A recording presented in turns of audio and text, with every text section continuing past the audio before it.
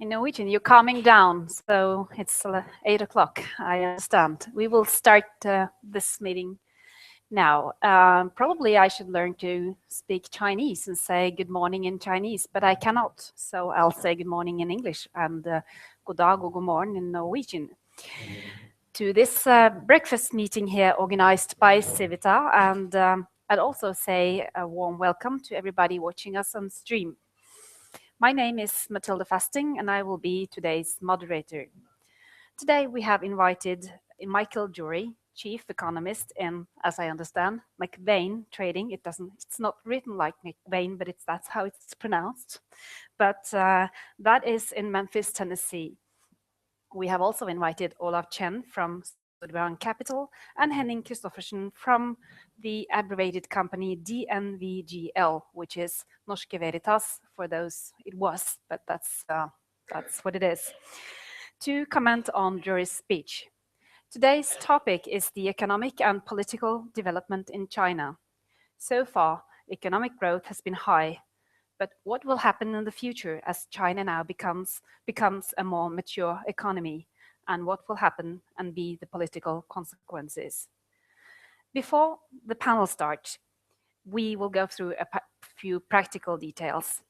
After the introductions, you will all have the opportunity to ask questions or give short comments, and they should be phrased in English. We have a microphone, and I thought my colleague Mats was here with the microphone. I'm not sure who it is. Bring it around today, but it will be probably Eric. And then you will just talk clearly into the microphone, as it's the sound is important. And remember to present yourself. It's also possible to share your thoughts on and ask questions on Twitter. And the hashtag there is Civita Frokost, but please make sure that your microphones are in silent mode. We will end this session no later than 9:30, and we will ask you to stay until the meeting is finished. So with that, I'll give a warm welcome to Michael Drury. The floor is yours. Thank you.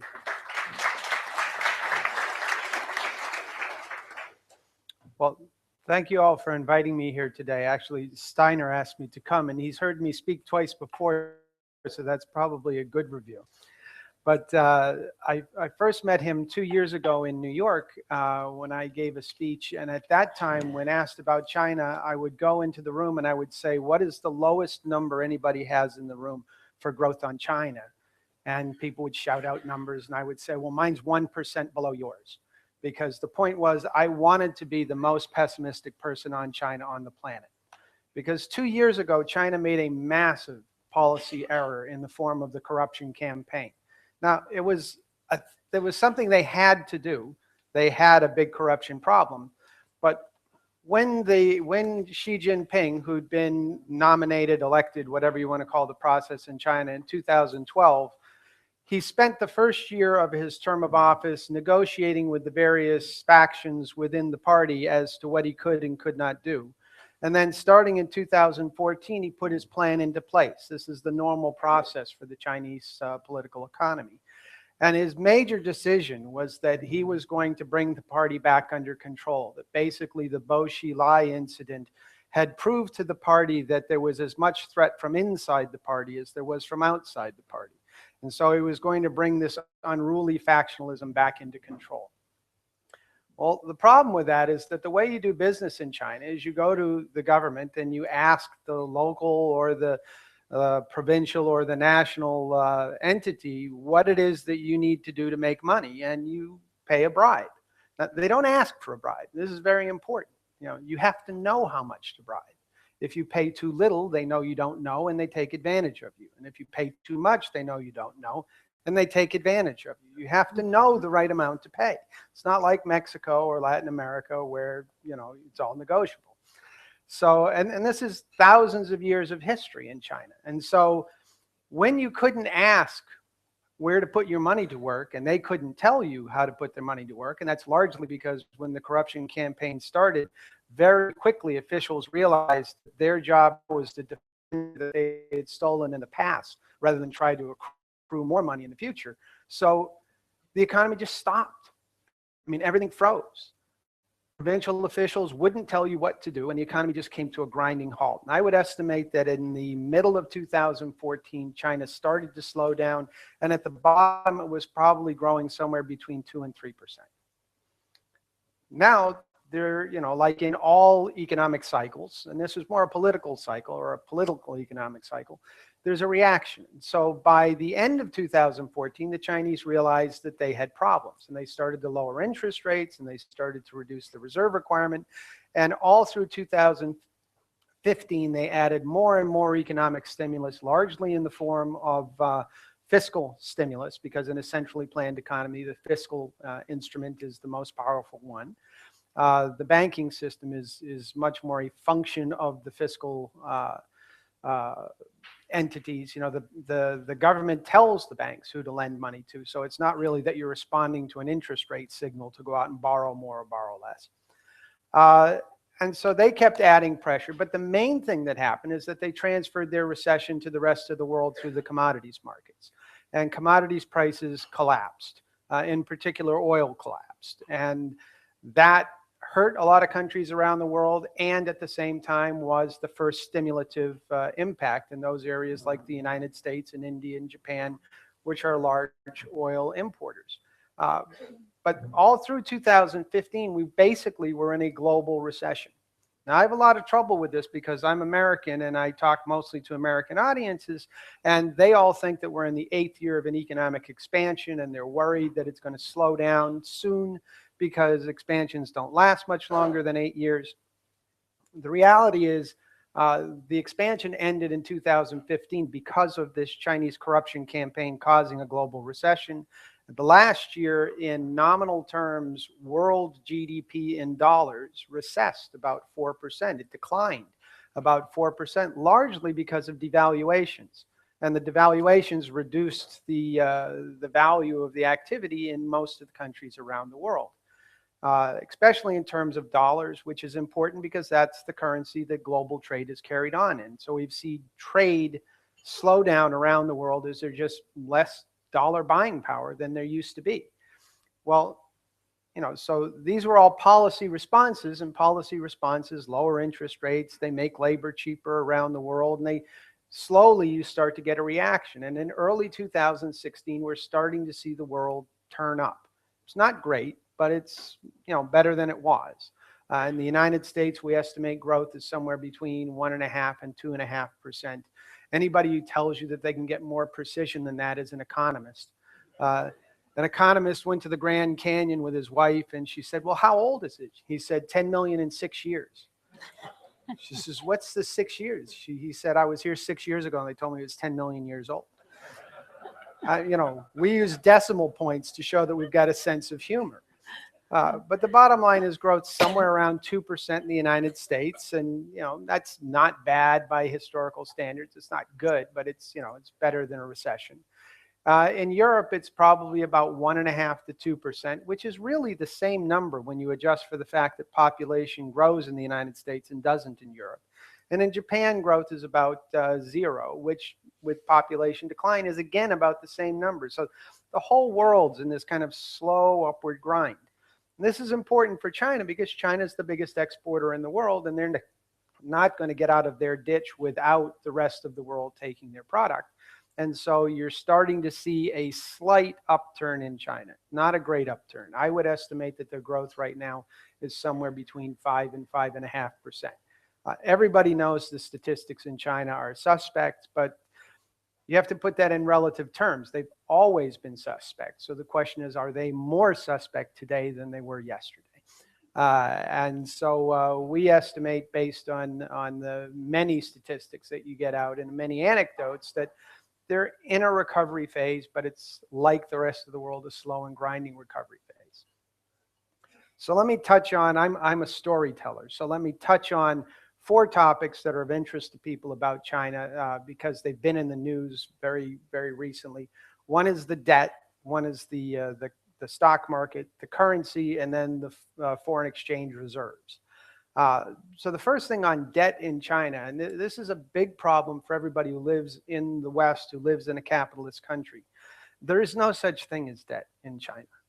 Debt is when one person saves their money and then decides to give up control of his assets, of his wealth, to somebody else through a fixed return contract, as opposed to through an equity arrangement where you share the winnings, the profits of whatever the venture is undergoing. So it means giving up control of your money to someone else. Well, in China, the government owns everything, and the government's giving up control of something it owns to some other part of the government, which it also controls. So it has a different meaning there than it does here. In the West, we worry about debt because if debt levels get too high and interest rates start to move around and people aren't able to make the payments on their contracts, then there'll be a default. And if the other party didn't expect a default, then they'll have to slow down their economic activity, and you get a tumble and the economy moves from an expansion into a recession. In China, if the interest rate is too high and the guy can't make the payments on his debt, the government makes them for him. Or they expropriate money from one sector and they give it to another. I mean, it's a much, in a planned economy like the Soviet Union it's much more difficult for them to have a recession in the Western sense. They can have economic turmoil, they can have a lot of things happen, but at the end of the day, the government moves the money around. In fact, one of the central things that, if you want to think about China from a Western perspective, I found that the way to do it is to think about the military, the Catholic Church, and the mafia. And the reason is those are all three hierarchical institutions. And so you can't get to the top without having worked your way up. You can't be a captain without having been a lieutenant. You can't be the Pope without having been a cardinal.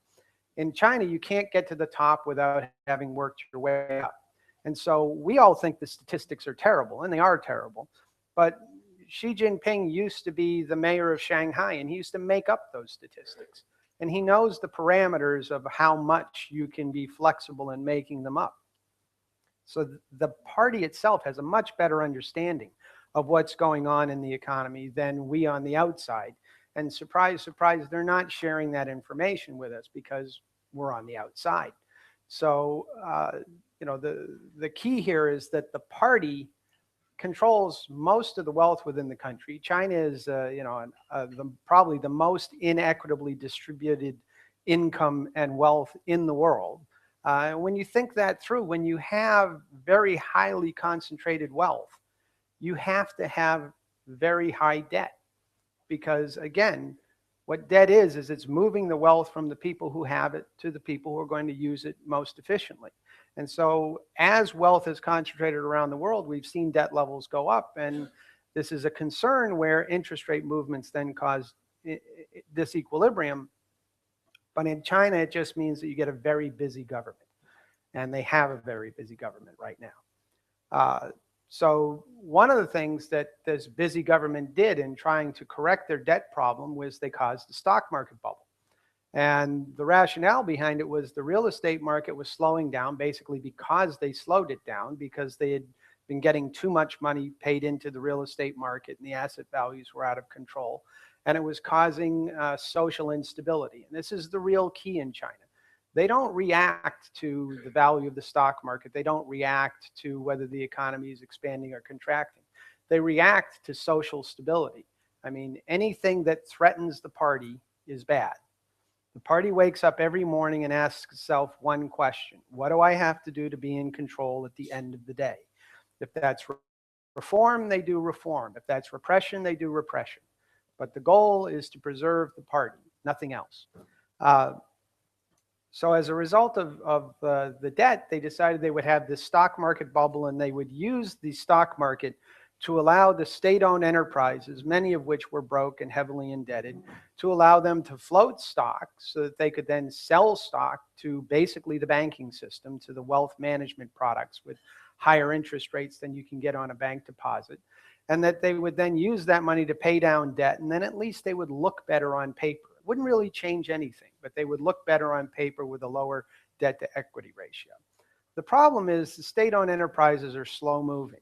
So when they were told to do their IPOs, their initial public offerings, and issue stock, they were slow to get to the market. And the tech boys, Jack Ma at Alibaba and Baidu and JD and Tencent, all of these technology firms in China, were very nimble. And they ran into the stock market and they borrowed literally hundreds of billions of dollars before the state-owned enterprises got there. And this drove the stock market wild because people said, oh, I can buy into Alibaba cheaper in the Shanghai market than I can in the Hong Kong market.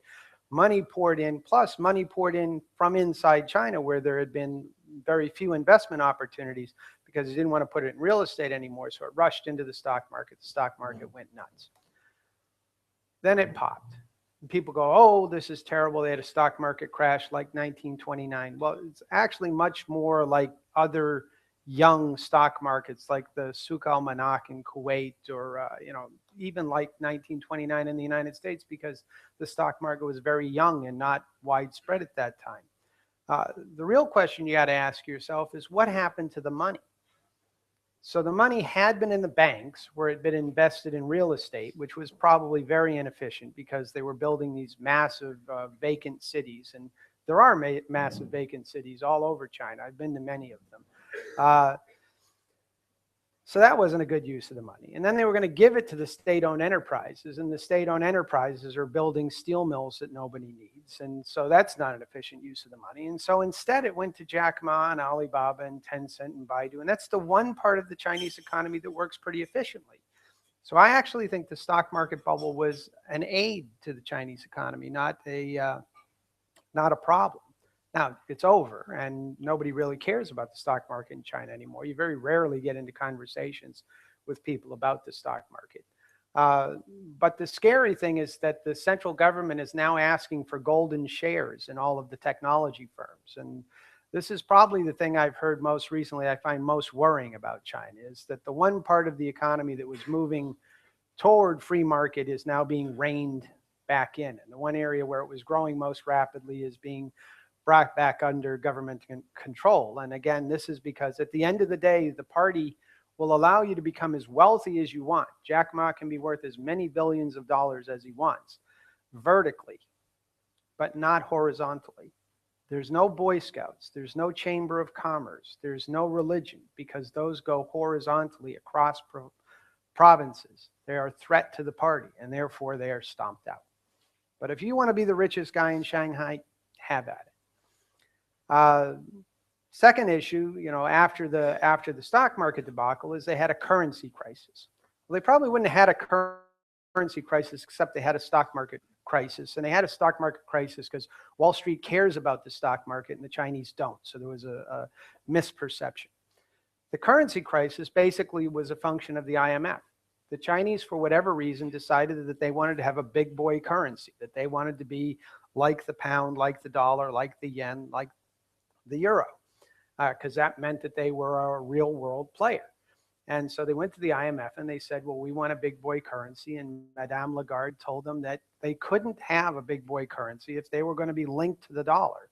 Because if she brought the yuan into the SDR, the special drawing rights, the fake currency that the IMF uses to describe the world, that it would just increase the weight of the dollar within the index, and that she didn't want that. So they would have to allow their currency to float. Maybe not a free float, but to have some volatility against the dollar. And so given their marching orders, the Chinese marched and they devalued 2% the next day.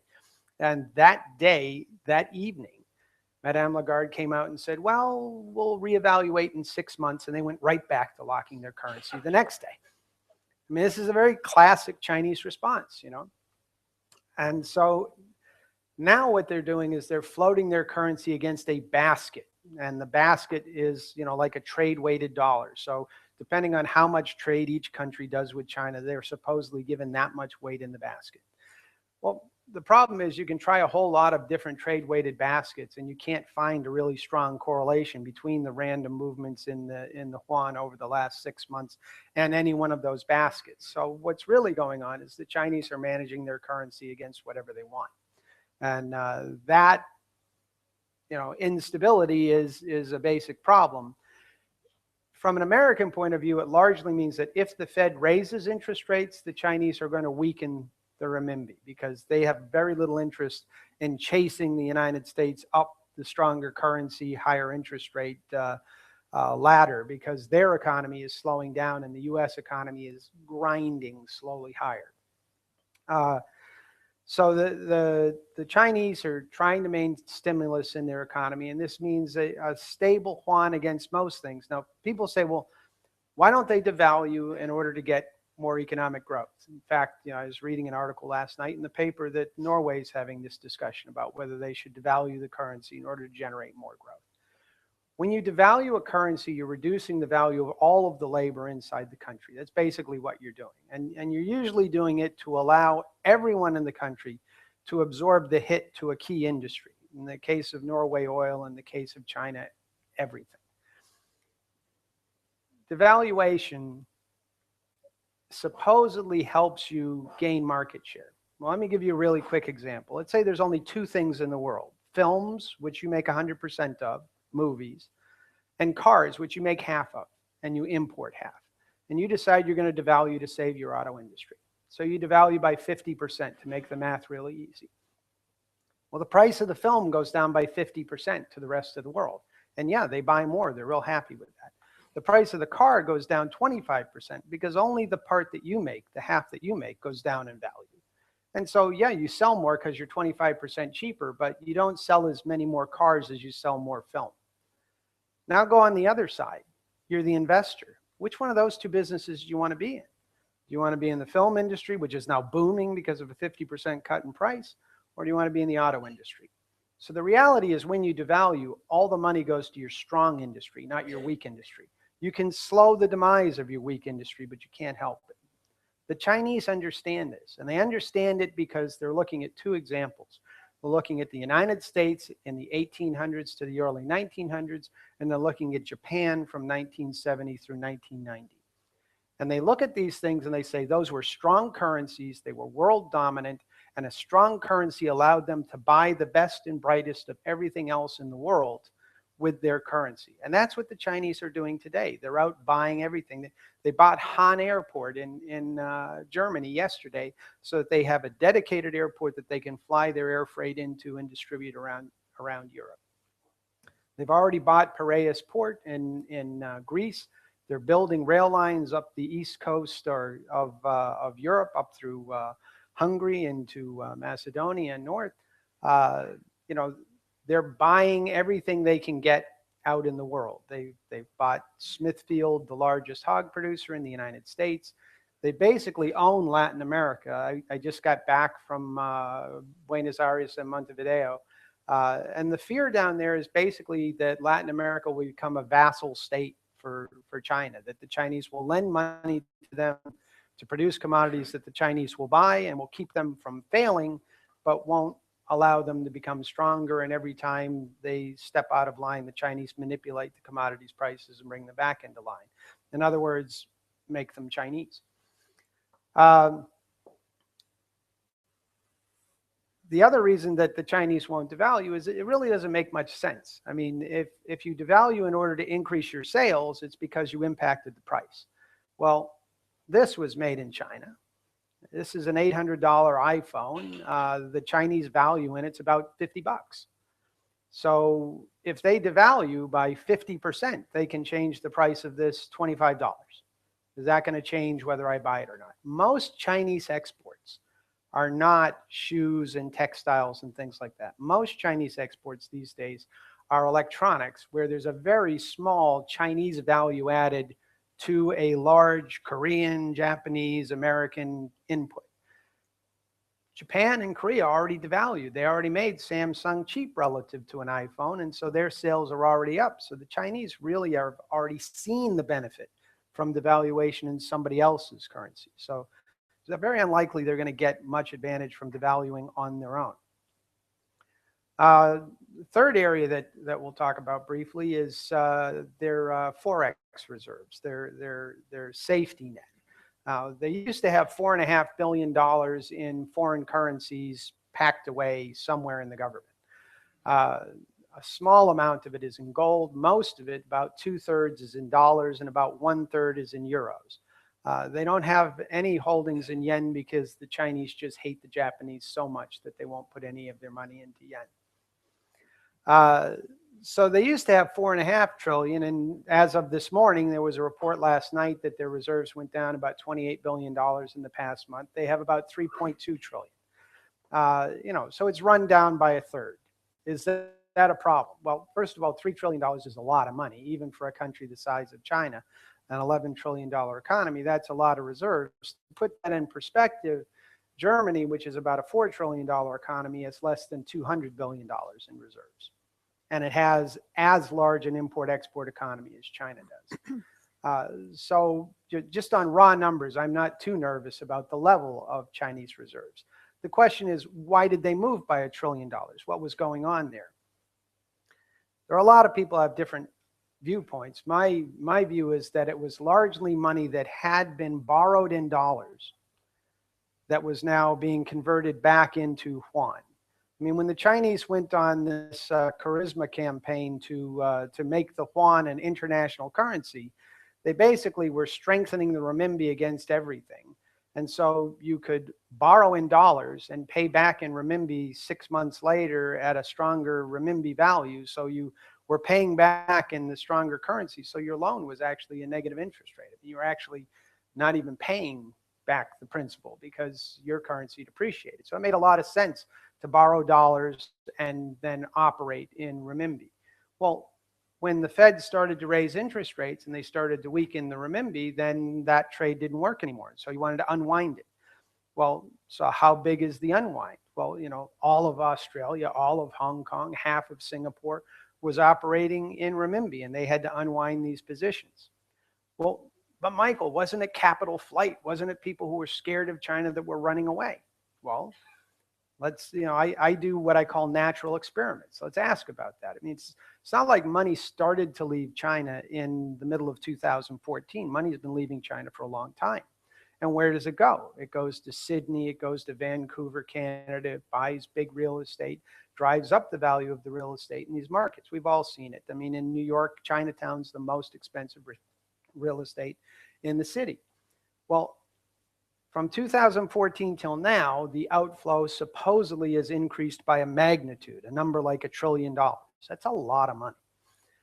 At the same time that Australia and Canada, just to pick two random examples, devalued by 25% each. So if you wanted to buy a home in Vancouver or a home in Sydney, you now had 25% more buying power and a lot more bullets to fire. So wouldn't you have expected the prices of Chinese-oriented real estate in those markets to explode? I mean, not just to go up, but to double, to triple, to just explode in value.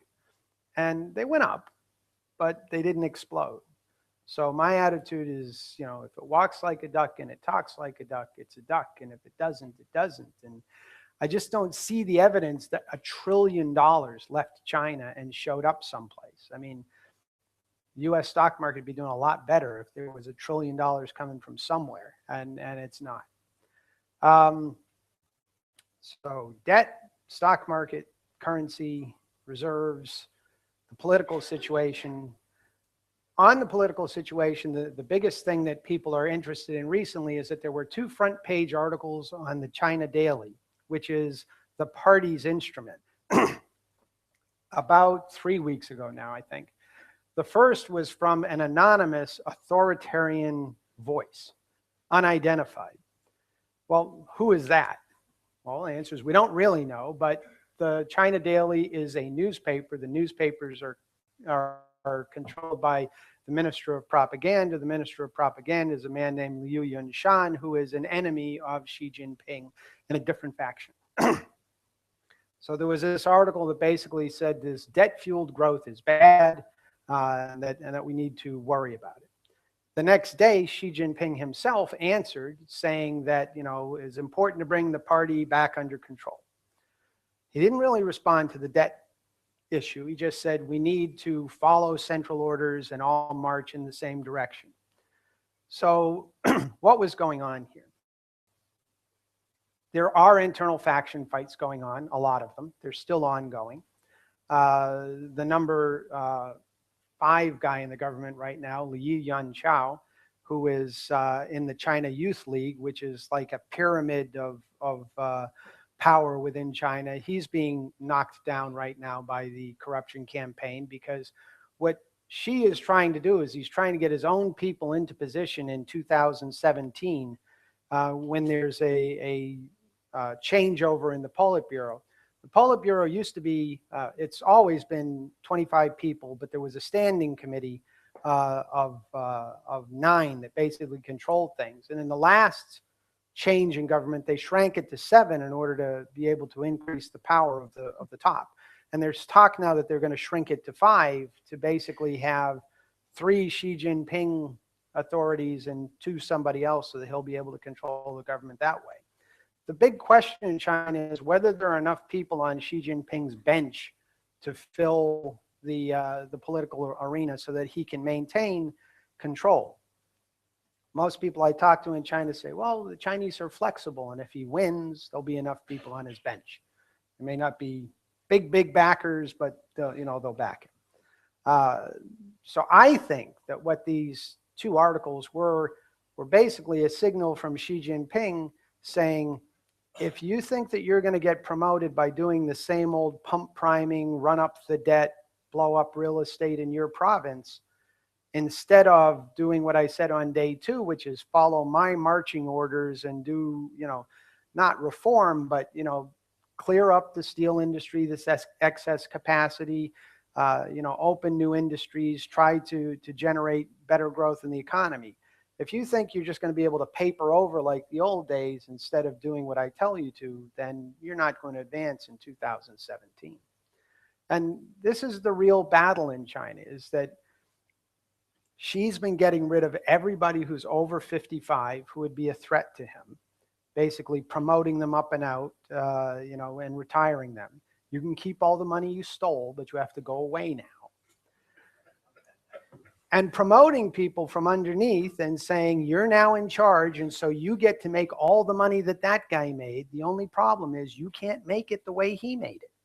You can't go out and do it by corruption. You have to actually do it by going out and managing the economy. And that's actually possible because the people that he's getting rid of basically were educated before 1980, most of them before 1960, in which case you were educated in a Russian rote, methodology. If you were really good, you went to Russia. If you were educated between 60 and 80, which is basically the people who are in their 50s and 60s today and are in power, you were lucky because that was during the bad days. And very few people went to college. You only went to college if you were the son of somebody really powerful, what they call a princeling, or you were at the top of that pyramid of basically an East German sports situation where you're chosen at age 6 to be in sport and you move up to the top of the pinnacle, the China Youth League. And if you were at the top of the China Youth League, you got a good education too. So there's a very thin top to China right now. But if you were educated after 1980, when they reopened the schools, well, there's lots of people. And in fact, they graduated, I think, 9 million people this year from college, only 5 million of whom have jobs. But it's another problem. But most of the people who graduated before were engineers. And most of the people who graduated afterwards are business people, economists, historians, lawyers, all kinds of things. So there's a big improvement in the managerial skills in China. And this is really the thing that's helping China relative to the rest of the world now. They have declining work age population like Europe, like Japan.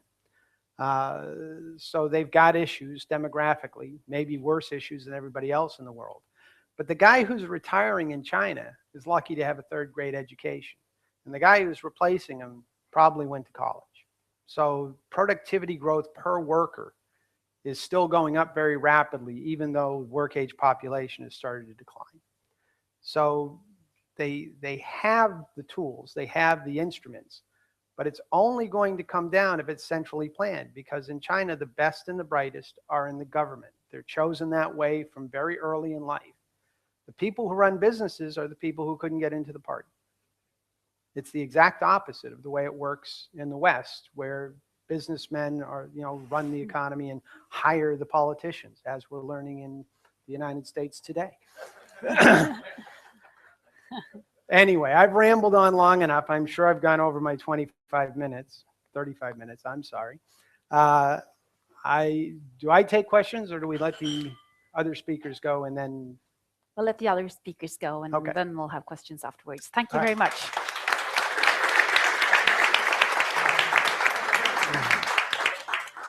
Now, Olav.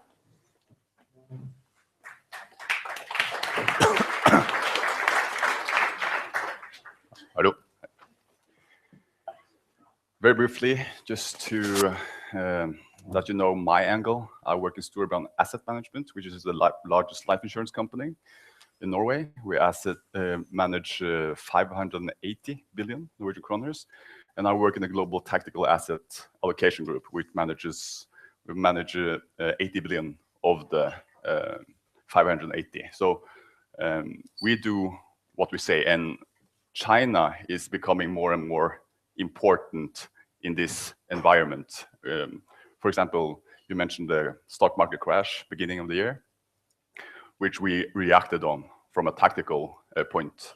There have been lots of stories about hard landing in China, and we have actually earned a lot of money on betting against it. We actually bought lots of equities during February and have earned a lot of the rebound in the market. So I will comment on a couple of things that Michael was touched upon, and then add on some couple of points just to nuance the story around China.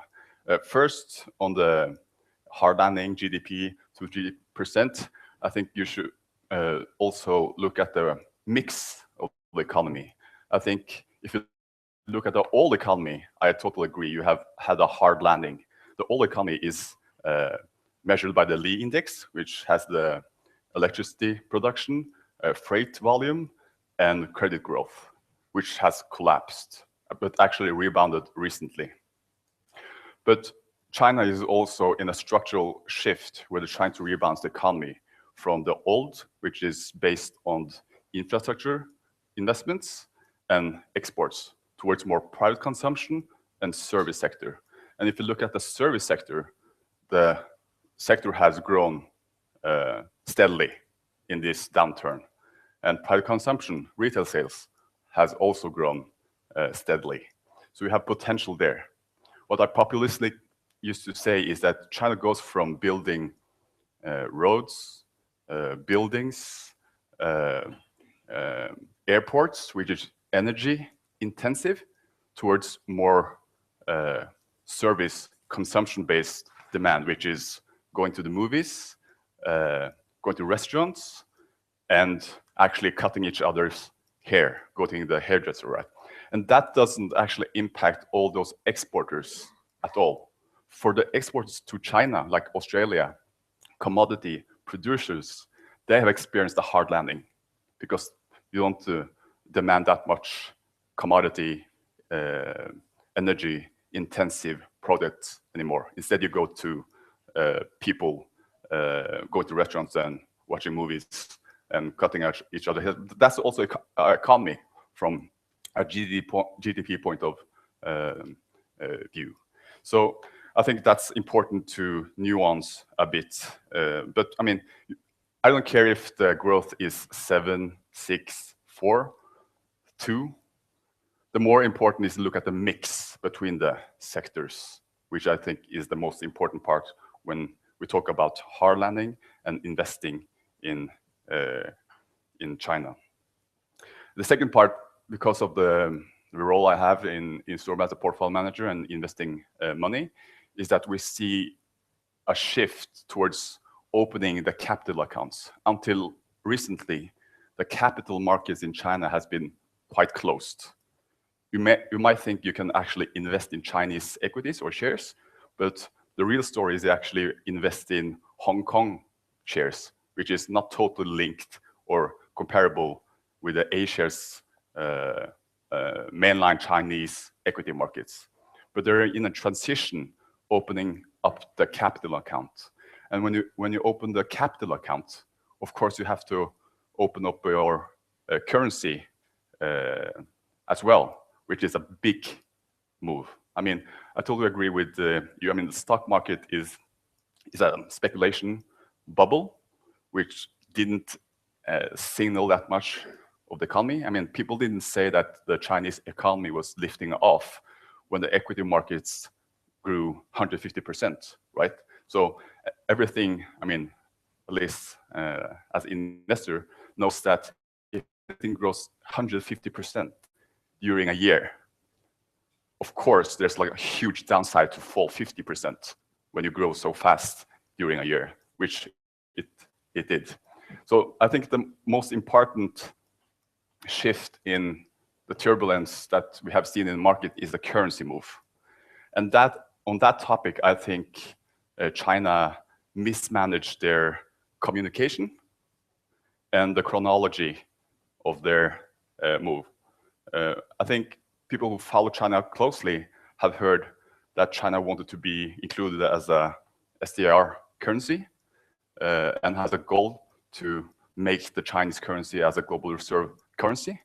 But I think they moved from a wrong direction. I mean, the SDR inclusion move is more of a symbolic move. It doesn't have any big practical consequences, but they wanted to do that first.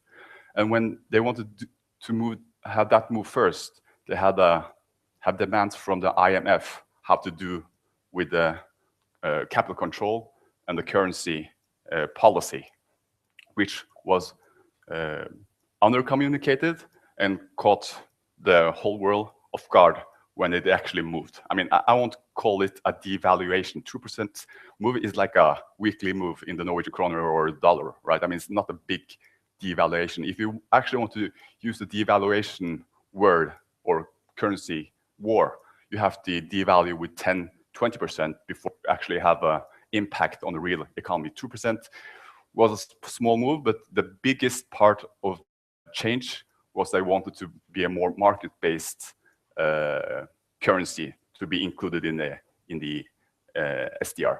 So they wanted to more include their currency into as a global currency. They're opening a capital account, and in the future you will see that, for example, the Chinese equities will be included in all the investments. Chinese bonds will be included in more investments. And when they link the capital markets, the global markets, actually the volatility and the impact will be even greater than what we have seen historically. Because until now, actually the capital account has been quite closed. So the paradox is that, of course, as you know, China is not as transparent as developed countries. And I think for the Chinese government, information is power. But as you know, markets has to have information. So that's a paradox, I think, which in the future will increase the volatility in the markets even more when they actually attach their capital markets with the global capital markets. But I think that change will happen. But they will have one step ahead and maybe two steps back, like what we have seen in this crash just recently. I'll round off with challenges. I think the main challenge from an economic point of view is demographics. I mean, China is peaking when it comes to the share of working stock versus the aging population. So the labor stock in China will actually decrease. And when the labor stock in one economy is decreasing, it also decreases the potential growth rate of a country. So that's of huge importance going on forward. The second one is what Michael has pointed to is the debt growth, which is absolutely worrisome. We have seen in developed markets two crashes. I mean, you had the financial crisis in US, which is the mortgage debt. You have the sovereign debt problem in Europe, and now you have this debt buildup in China. But the story there has to be nuanced as well. I mean, as an economist, if you have one closed economy, savings is equal to investments. So China is still saving a lot of money. So they have to put it to somewhere else, handling the money, which is the debt side. And China is having a problem with this real estate. stock market, but as a nation, China still runs a positive trade balance, which means you have a positive current account surplus, which means you still export capital. So I wasn't that worried like many others in the markets when they talked about the capital flight, because when a country runs a current account surplus, you actually still export capital toward to the rest of the world, like Norway, because of the oil, right? So China is not in the same category as, for example, Greece or whatever, where the country has a current account deficit and they are dependent on external finance and thereby have to do something with their currency or write off their debt. And just to add on the capital story as well, which is, I mean, you have this currency and you have this capital flight, I mean, which to some sense is interlinked, but some of the capital flight is also Chinese companies paying down dollar debt. So if Chinese companies are paying down dollar debt, that actually has this capital flight effect on capital balance. And the second point, which you also pointed to, which also enforce the capital flight numbers, is Chinese companies buying up foreign companies. That also makes the capital numbers blow up, because you have to have, I mean, if you are a Chinese investor, right, you have to change Chinese money to dollar and then buy up these foreign companies. That is also kind of capital flight. So China is not as in the same situation as many tiger economies during the Asian crisis, because many have drawn the parallel to Asian crisis, right? Because Asian crisis was due to this capital flight after a period where you had capital inflow, and then you ran current account deficit, and when suddenly the investors moved away, the economy collapsed. China is not in that situation. More recently, and if I think Henning will comment on this, is also challenges. I think the power concentration is getting bigger, and I also actually think the clampdown on corruption has an impact on the economy, on the trust, and on the uncertainty of doing things in China. I mean, it's negative on short term, but it's probably positive on the long term if they actually can do something with the corruption problem. I'll end on the positive note. I said that China has big challenges when it comes to demographics. Yes, I think demographics in general is an understated topic when you talk about economics.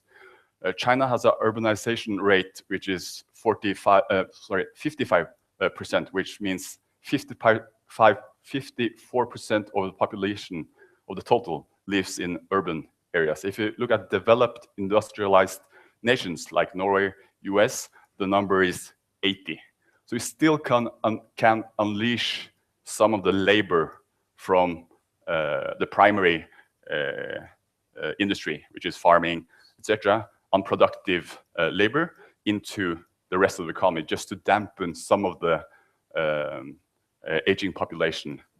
The second one is a number game. I mean, I think one of the problems that people are afraid of China and always predicting hard landing is that, I mean, if something grows 10%, it's not sustainable, right? I mean, if something grows 10% each year, you double the base every 7-8 years, and you can't double the base every year, every 7-8 years, especially when you have gained some size of the base. But China came from a very low base. I mean, because of if people know history, I mean, because of the Cultural Revolution, I mean, the whole 19th century was a down towards the middle age, dark age of China. So they have come from a very low base. So have they gained this momentum. But even though you have grown that fast, the GDP per capita in China is, I think, still 55% of US, or probably even lower if you compare to Norway. But GDP per capita is a measure of the living standards and the potential. The potential, I'm not saying that China will end up as US or Norway. I don't think that will be next 20 or 30 years, but it still illustrates a potential. So I think there's still a structural long-term story here where China can grow at a high rate, but of course, the risk of doing mistakes and the easy part of the growth story is behind us. Now it's more on the mature and difficult stage of the growth story. Thank you. We will come back with questions. You may, or in the audience, sign up for questions when Henning has his little comment, and I will put down your name and we'll open for that afterwards. Thank you. Thank you for having me. You know, one of my very good economist friends, they have predicted the collapse of the Oslo real estate market for the last 15 years. And if it then collapses the 16th year, can you say that you've been right? Hardly, I would say. And I think there's been collapse theories on China for at least the same amount of time. And now it certainly is going to collapse. Yeah. I am living in Shanghai these days. Third time I'm living in China. I came there first time in 99, studying Chinese. I came to China first time in 89, but lived there 99, 2004, and now again. So what do I see now that is different? Well, let's start with the company I'm working for. Norske Veritas, for those of you who know that name, DNV GL. This company actually came to China in 1888. The Chinese are looking strangely at me and saying, didn't you say 1988? No, I said 1888. I have 1,200 Chinese colleagues that I work with. What do we see? I see more confidence among the Chinese, absolutely. More wealth, obviously. More education, more educated people. I also see more disbelief. I see people hedging. I don't think that's new. They're moving out of China. They're moving people out of China. They're moving money out of China. But at the same time, they're also investing heaps in China. Extremely easy to get funding, to get capital in China for a business idea. Very easy. So everything is happening at the same time. I think I've said since the first time I came to China that now it's crucial times in China. And this time around, now it's really crucial times. Because now China has to make the grand transition. They have to avoid the middle income trap. They call it the Lewis turning point, when they do not have excess of cheap labor anymore. And you have to get out of the middle income trap. If not, because you're not competing in the cheap zone anymore with your cheap products. And if you don't reach the innovative economy, you're trapped in the middle and you're not competing on anything. And a lot of economies are. And the big question is China going to make that happen? People tell stories of the Chinese development up to now. And you hear basically two different names. The Chinese miracle is one way of putting it. Another way of putting it is that now China has done the easy part, the low-hanging fruit. Well, I don't think it was a miracle, and I don't think it was easy. China has copied for 30 years. True, yes, they have. Is it easy to copy? No, it's not. It's very hard. It's very hard to copy the way that China has done. The way that China has copied has actually changed the world. And how?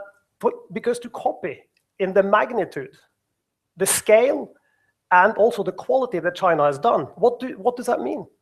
You need infrastructure. You need a lot of educated people. You need logistics to work. You need a yard, you need harbors, you need boats, you need a lot of things. If it was easy to copy, every country would do it.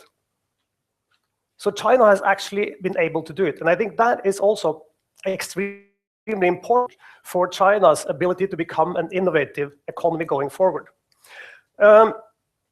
Some think that it's not possible for China to take that leap without becoming a liberal democracy. The trapped transition. Min Jinpei, a sociologist, I think wrote about this 12, 13 years ago. China's trapped transition, because they're not liberalizing, they're not democratizing. So of the emerging markets who have managed to take the leap, none has done it without becoming a liberal democracy on the way. So then the big question is China the exception or not? Okay, yeah, let's leave that.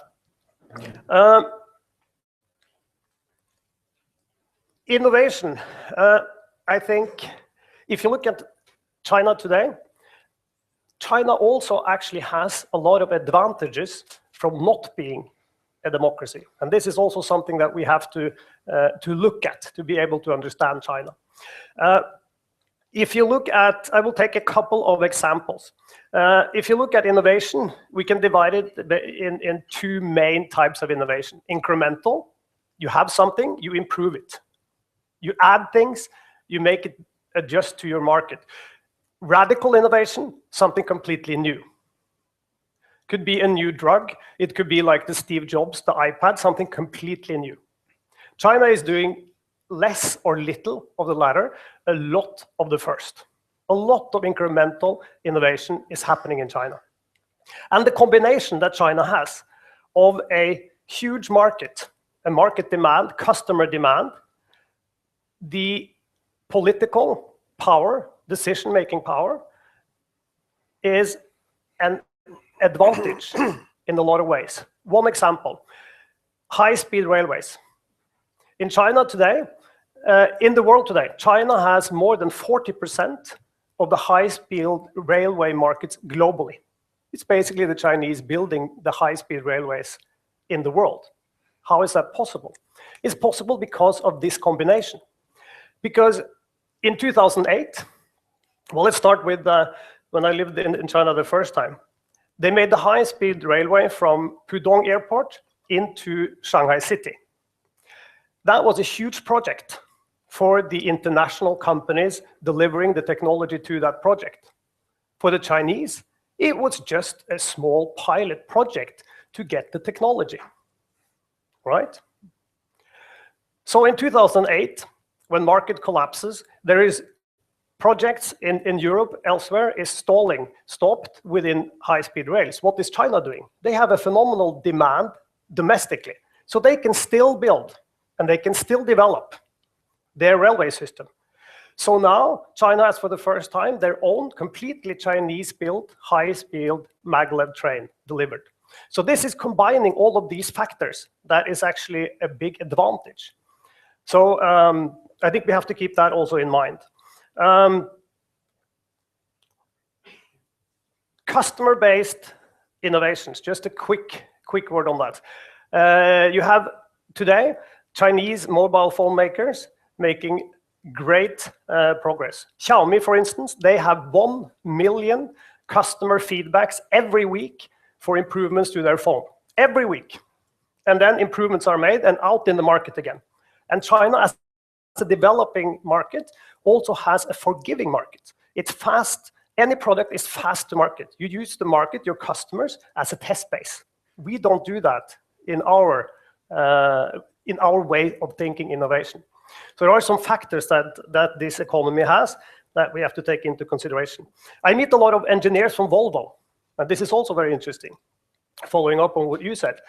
These Swedish engineers are very happy about their Chinese owners. It looks like what was the goal when actually Geely, this company, bought Volvo, is happening. Chinese are giving a lot of freedom to the Chinese engineers. They are not closing down in Sweden, they're building up. Why on earth would they close down in Gothenburg? They're building it up. Chinese market is accessible to Volvo, and Volvo is doing better than ever.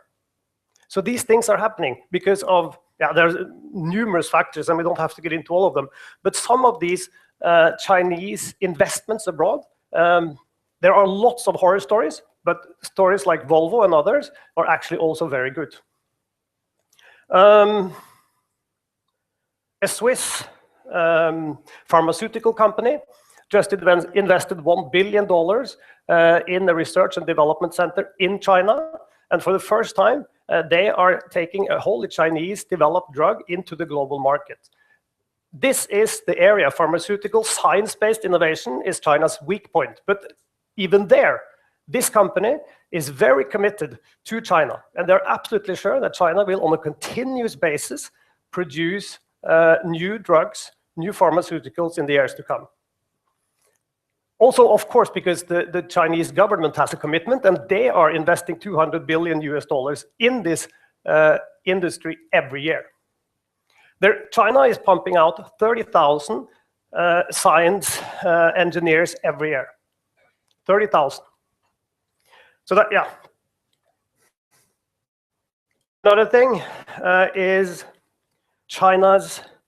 what China is doing in renewables is quite interesting. Last year, in solar capacity, China alone invested twice the capacity that Europe did.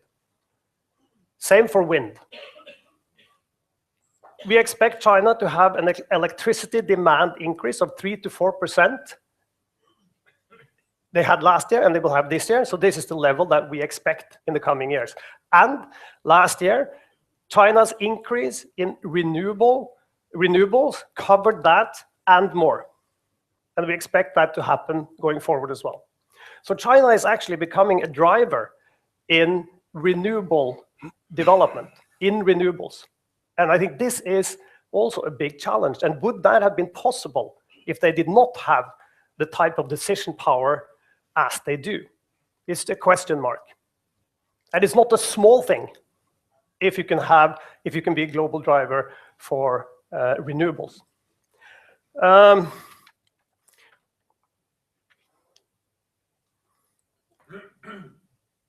I think to say something about whether China will succeed going forward or not. I think that if you look at trust in any society, for that matter, the level of trust in any given society on two things.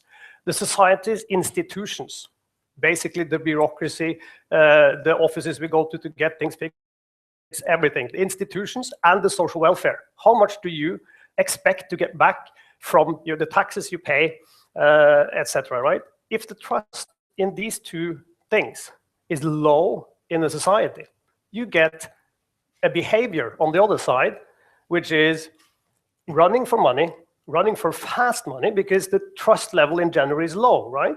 So you run for the fast money. To do that, you need a network of people, because you need to compensate for the predictability that is not there because of low here, right? So, and I think that if you just follow this, you will see this happening, right?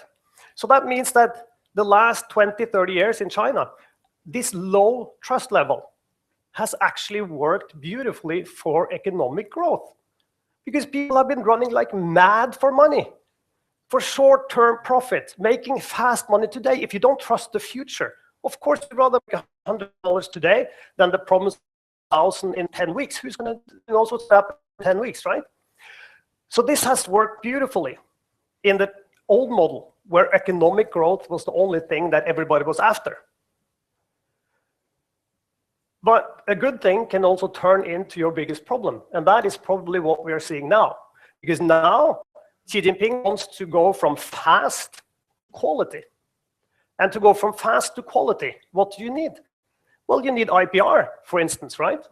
And when does the Chinese start to care about IPR? When? That's an obvious moment. When they need it themselves. Of course. If they want to go from a global factory, global innovation house, you need to protect your company.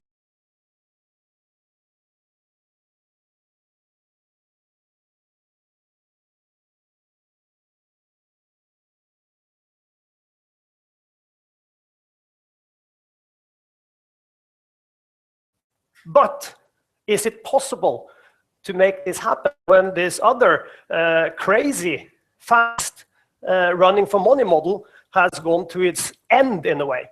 And you see absurd government people have been running and getting their money their way, and it's literally of money out of people's houses. So of course, the two things.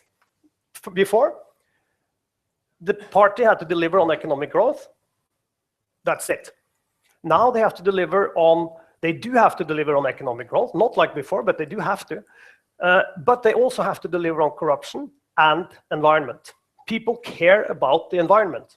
This is like talking about the weather in China now. It's not a how to put it? It's not a sensitive topic to talk about at all. We talk about it every day. The Chinese in my company, they're because if the party does not on making so that people can breathe in their cities, they're not making life better for people. A little bit better every day. That was sort of the promise, and they're not. So they have to deliver also on these two things. Yeah, but up to a point. 2015, very interesting. There was a movie by a journalist, like a TED Talk in China. 400 million people saw it during 1 week. The Minister of Environment came out. This is exactly the type of engagement that we want in China for the environment. After a week, shut down, nobody's seen the movie after that. Because then this is sort of an illustration of the balance in China. Then it turned from, yes, this is a positive engagement, we do want it, but now it might threaten stability, so then we stop. This is an ongoing balance. Okay, I think I've had my moment. There is a quote from 200 years after Christ. It is a Chinese story, a novel called Romance of the Three Kingdoms. And this is, after stability comes split. After split comes stability. Nobody knows that better and more than the Chinese Communist Party in itself. So what I think is very hard to interpret all the time in China is the party doing what they're doing right now from a position of strength or from a position of weakness? I certainly can't figure it out. I see that, yes, Michael said that the matters for communist leaders is to keep the power at the end of the day. Yes, I totally agree. But at the same time, they could certainly have made things easier for them still. So that's a little factor. That's the factor I do not really get. Because if we stick to the instrumental, parenthesis, cynical interpretation of everything that's happening, I think we will miss out on something. Not sure exactly what, but we might be talking about collapse 15 years down the road again from now and wondering why we were not right. So I think maybe we have to ask ask our questions a little bit differently. Okay, thank you.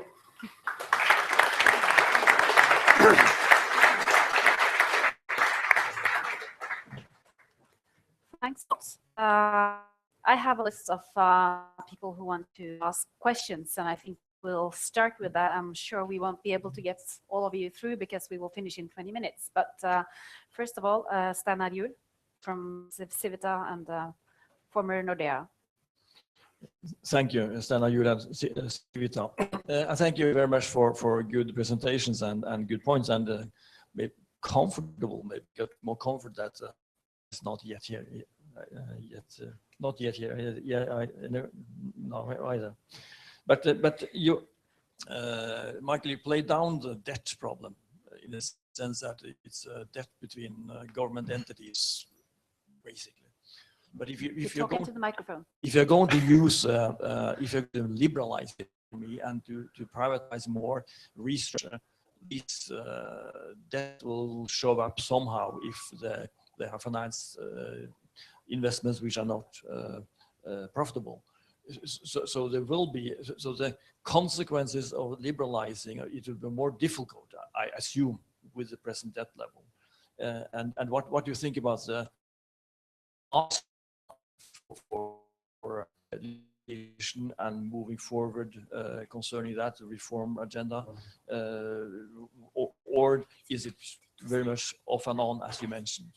Well, so I was at a conference about 2 weeks ago, a group called GovCal, which is based in Hong Kong, and Arthur Krober, who runs a group called Dragonomics out of Beijing. He's, I think, the best person on China on the planet. And at the end of the conversation, a woman walked up to him and said, "At what point will Xi have accomplished enough control that he'll be able to turn to reform?" And Arthur looked at her and said, "What gives you the idea that Xi cares about reform? He cares about power. If reform will bring him power, he will use reform. But if he has power, that doesn't mean that he'll give you reform." The West believes that China is in this movement towards liberalization. The Chinese don't believe this. The Chinese believe in stability. It's a very Confucian economy. It's very, honor to the elders, honor to the leaders. They're doing a lot of things which are liberalizing, but those are not the end goal. The end goal is stability. China has a 5,000 history. We're talking about, unbelievable unrest. All of the largest wars with unbelievably high levels of death have occurred in China. Some of them within 200 years. So, that's what they're worried about. To me, following up on some of the discussions we've had here, one of the most interesting things that's going on is the transition. Part of the transition that's going on now is this switch from fast wealth to more stable wealth. The people who are rich now realize that there's as much a threat that their wealth is going to be taken away. And so they're spending it. So the high end of the economy, the service end of the economy, the international travel, life insurance, education, healthcare, these things are exploding in China. They're growing at 20, 30, 40%.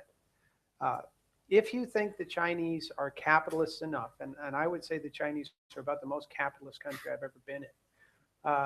If you think the Chinese are capitalist enough that they can find these fire hoses of money and get in front of them, then you can be optimistic, China. But if you think that the Chinese are just sheep that have to be led by the party, then you'll be very pessimistic, China. And I think most people like this panel that have been to China find that they're incredibly flexible and adaptable. A lot of people go there and say, well, there are no rules in China. There are all kinds of rules in China. They're just not written down. You have to learn them from the time that you were a child. The Chinese understand the rules. One of the first things I tell people is China is for the Chinese. I've been there, I think, 30 times. I've been going there for over 10 years. I'm like Aristotle. The one thing I know is that I don't know, and that I'll never know. I'm not Chinese. I don't speak Mandarin. I'm always going to be an outside observer. I wouldn't buy a share of Chinese stock if you gave it to me. I don't have that level of trust, but that doesn't mean I can't see that China's doing better. I focus on the is as opposed to where I think things are going to go. And so my is right now is China was in a lot of trouble 2 years ago, and it's still got a lot of issues, but it's better now than it's been in 2 years, and the global economy is getting better, and China's the biggest trader in the world. If the global economy is getting better, China's getting better. Thank you. We have a question here. Yes. I'm Dr. Henning Kristoffersen, and I'm the chief of the biggest magazine in China with the base in Hong Kong. And in Chinese, it's Gambo in Cantonese and Jingbao in Mandarin. And also that I'm doing a lot of predictions. I'm running the biggest fortune telling and prediction company in Scandinavia. So I do a lot of predictions, as I said. And just recently, I predicted that Clinton is going to win. And last night, Clinton won the nomination of the Democrats. So my question to Michael is, what kind of policy would U.S. conduct towards China with Hillary Clinton at the top? Okay. Well, with Hillary at the top, you're basically going to get the same policies that you've had for the last 8 years. I mean, with Trump at the top, I have no idea what you're going to get. I don't think Trump has an idea what you're going to get. I really don't. I always tell people you have to let people know your biases. I grew up in Boston during Camelot. I have JFK tattooed on my left butt cheek. I'm Irish Catholic. It was a requirement where I grew up. But I've known Donald Trump for 30 years. There are very few people who scare me quite as much as he does. What do you think, Henning? I think it's quite interesting. You know, when you look at how the Chinese are viewing the American election, you might you have Trump, and of course you can't win an American election these days without bashing China, and Trump is doing a great job at it. But if you ask the Chinese, they think Trump is okay. He's all about the money. They can understand that. A discussion on whether China is using cheating games or whatever they do for the money, that's a discussion they can handle. Hillary Clinton with hard on human rights on China, that's much more of an issue. So that's just an interesting observation. I think I will stop there about the American election. That's okay. There was a woman coming up to me and asking for the question, where are you? Yes, okay. So you'll have the microphone, and afterwards it's Lars Peder, but we'll have one question at a time. Thank you very much. I'd like to thank the great presenters with great for knowledgeable insight. I'm born and grew in China. I have been living in Norway for the last 20 years. I'm currently running a Norwegian company. Yes, I'm running a Norwegian company. We export our products to all over the world, among China.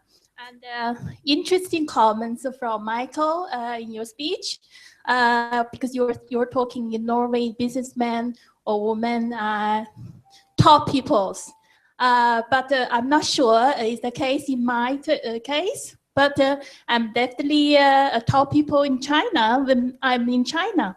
My company and myself are very much appreciated in China, and we just got a 30 million Norwegian kroners contract. So, but I heard from all of you, because the seminar is about admiring to worrying. So so I heard both worrying and admiring, and I heard more admiring from Olav and Henning, and more concerns from Michael. So it's very difficult to get a kind of common opinion about what is the future. So my question to the panel is, you know, it's very difficult to predict future. I think China is so big. If you pick the positive side, then you are optimistic, and if you pick the negative side, then you are pessimistic. So let's look into the glass ball. You are the predictors, right? What is the future in China, in your opinion? That's the first question. And the second question is, in your opinion, the current crisis will be a long-term or will be just a temporary? Yes, okay. We'll have to. So I guess my crystal ball goes out about 2 years, and I don't see many problems for China within those 2 years. There was a discussion about the middle income trap and whether you get out of the middle income trap. And in China, a lot of times to figure out where they're going, you look at what happened in Japan, what happened in Korea, what happened in Taiwan. And the problem with that model for the middle income trap is that when you hit a certain level of wealth in those countries, it was all Tokyo, all Seoul, all Taipei. China has the advantage of being continental, like very few places, maybe the United States, maybe Germany, where once you reach those peaks in Guangdong, it moved to Shanghai. When it reached that peak in Shanghai, it moved to Beijing, to the Bohai. It kept spreading out, and it's still spreading out. There's still a huge amount of China that's untapped. And I think their ability to manage that gives you a continued upside in China. It's, you know, it's never going to be as good as it was. It's never going to be 7% again, but 5% on an $11 trillion economy, that's pretty good. They don't need so much in order to keep stability. Yeah. Okay, any other comments? Yeah.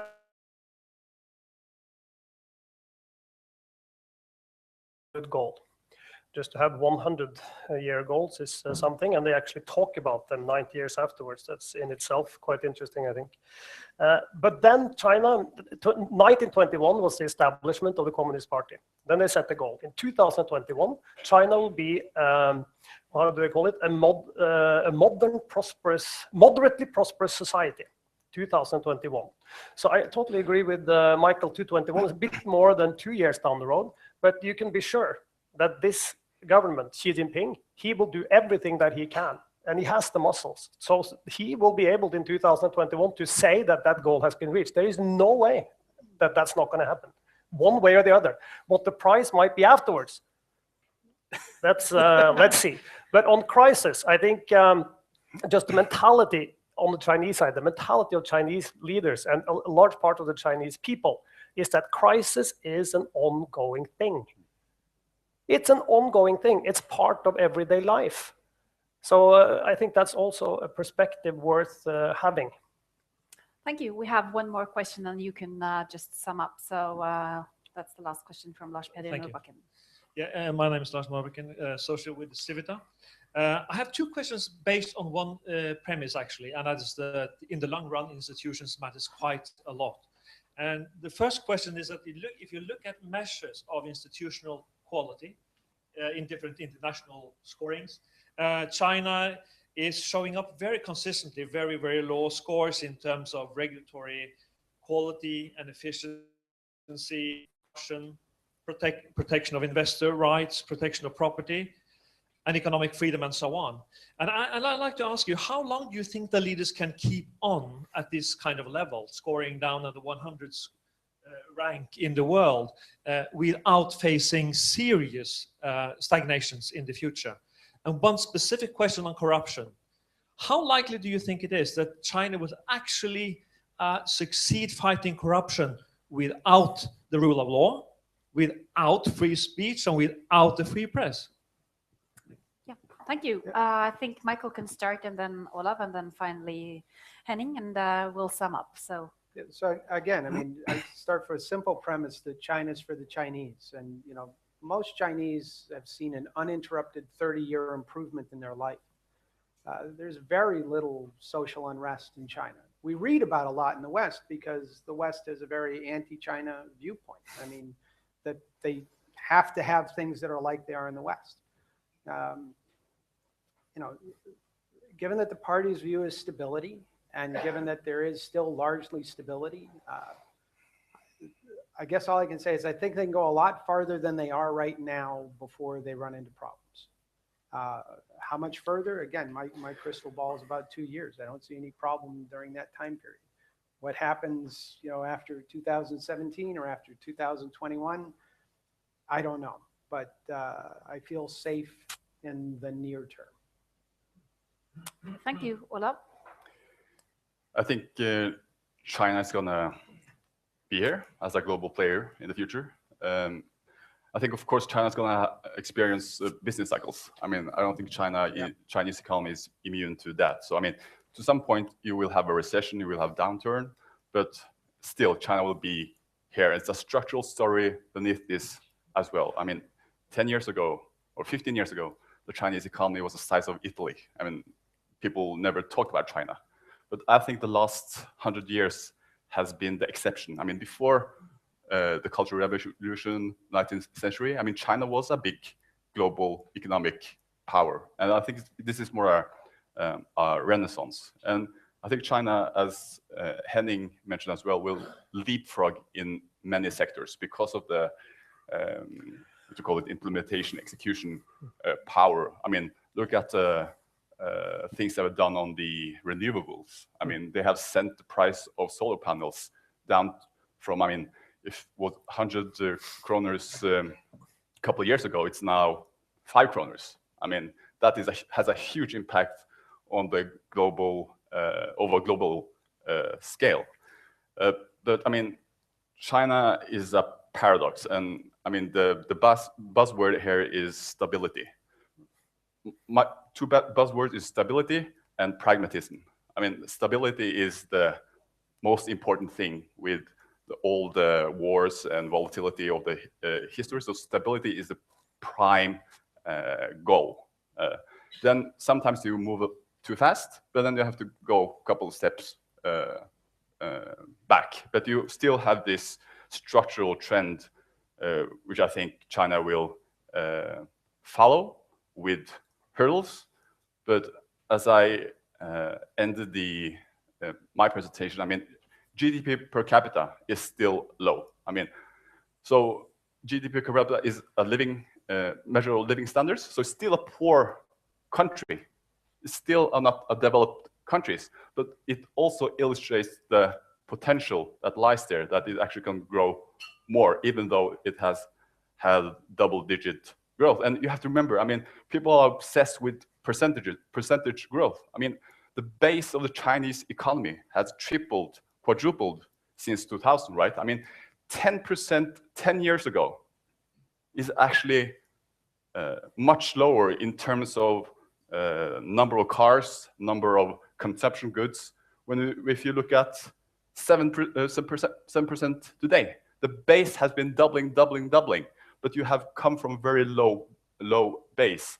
And the last 100 years is the bottoming of the base, and I think the structural story is still intact. But you can of course discuss the way to achieve the goal, which I'm a economist, I'm a portfolio manager. I don't go into, I mean, politics, or I try not to, even though it's interlinked. You can have different views on that, but I still think the structural history is there. People predicting collapse, it will have business cycles, but I don't think China will be there as a global big player, both political and economic wise. Thank you. Henning? Yeah, I'll be quick. I think it's a very crucial question. One thing is the level, you say the statistics, right? Another thing is the movement. Is it becoming better or is it becoming lower? That says a lot about whether you will get investments or not, for instance. The company I work for, we are in 100 countries. China is not on top of our list of less predictable countries. It's so much more predictable for us to do business in China than in many, many other places. And some of those places are democracies. So I think we can leave the democracy discussion outside, actually. But what I think, and I don't get my head really around, is that I do think that the Communist Party would benefit a lot from more popular participation for a lot of different reasons. So that's one thing. The simple reason is that if they don't, they will also be blamed for all the mistakes that they will be doing because they are experimenting. So if you let the people participate more, then of course, then it's a different setup altogether. So that's something I will follow. Yeah, I had something more, but I think, yeah. And about the end goal, I agree with what has been said here. The end goal in China is not, and this is explicitly said by Xi Jinping, we will not have a copy of a Western liberalized democracy. They're not saying what they will have except for these 100-year goals. So, yeah. Okay, thank you. Before we give the panel an applause, I would just want to say that next Wednesday, we will discuss something completely different, the open access in higher education. So for more information on that, you could look up on Civita's homepage. And then a warm applause to all of you.